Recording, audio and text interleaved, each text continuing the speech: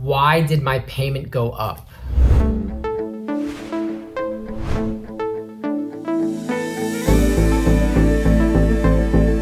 That's a question that we get all the time when we have successful loan modifications, but in the successful loan modification, the client's payment goes up. There's many reasons why your payment goes up, but the most common reason is called a capitalized rate modification.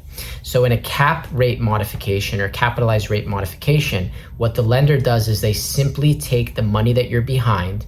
So let's say you have a $500,000 mortgage and you're behind $50,000 in payments. They take the $50,000, tack it on top of the $500,000 for a $550,000 balance, and they do not change anything else. They don't change your interest rate. They don't change your term, which means the length of the loan does not change.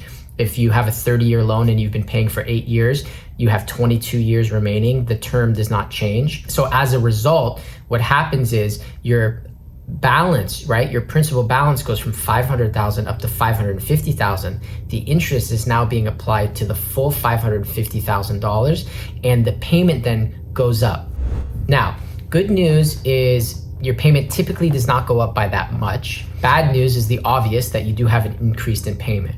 Okay, so there's one thing that's important to understand too, is that when you're trying to get a modification, you got to make sure you're within reason. Okay, if you have a $3,000 monthly mortgage payment and you want to have a $1,200 monthly mortgage payment, it's very unlikely that it's going to happen. Even a $1,500 monthly mortgage payment, it's very unlikely it's going to happen.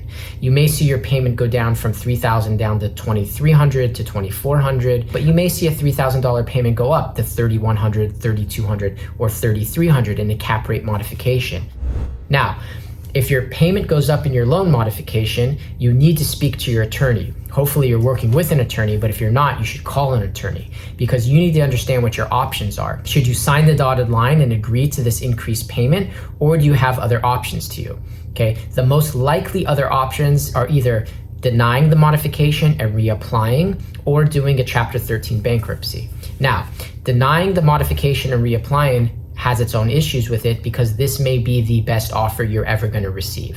You may end up regretting not taking that modification. So that's something that needs to be talked through with a professional who understands the industry. Another option is Chapter 13 bankruptcy. So in the Chapter 13 bankruptcy, you would also deny the modification, but you would pay back the $50,000 in the bankruptcy. Now, $50,000, let me grab my calculator, $50,000 over 60 months is $833.33 more per month, right? So you're gonna say my payment went from $3,000, now it's $38.33, and in a bankruptcy, you're always gonna have more fees. So it's gonna be even more than this $833, but that only takes place for 5 years because after 5 years in a Chapter 13, you would have paid back all of your past due arrears, and then you would go back to your old payment. So as you can see, it's very interesting, and you have to be able to calculate those numbers to determine, is it better to pay the cap rate modification for the life of the loan, or is it better to pay the bankruptcy payment for the next 5 years? A lot of factors come into play there, to say the least.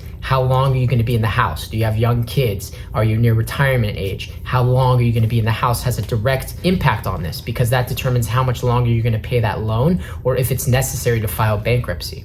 And then probably the biggest issue with going with a bankruptcy is you have to understand the full bankruptcy.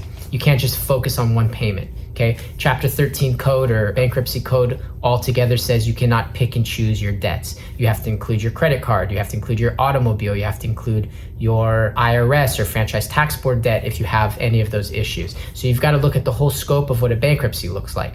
I have seen it go either ways. I've had many clients where we've said, forget the loan modification because you're taking a great loan and you're turning it into a bad loan. It's going from 2% interest to 4% interest. We don't like that. So let's revert back to the 2% interest. Let's save it. Let's sort of embolden it. Let's keep it safe in the Chapter 13 bankruptcy. Let's just focus on paying back the mortgage arrears. And by the time you get out of the bankruptcy, even though it's 5 years down the line, you're going to be much happier with a 2% interest mortgage payment because those are very hard to come by these days.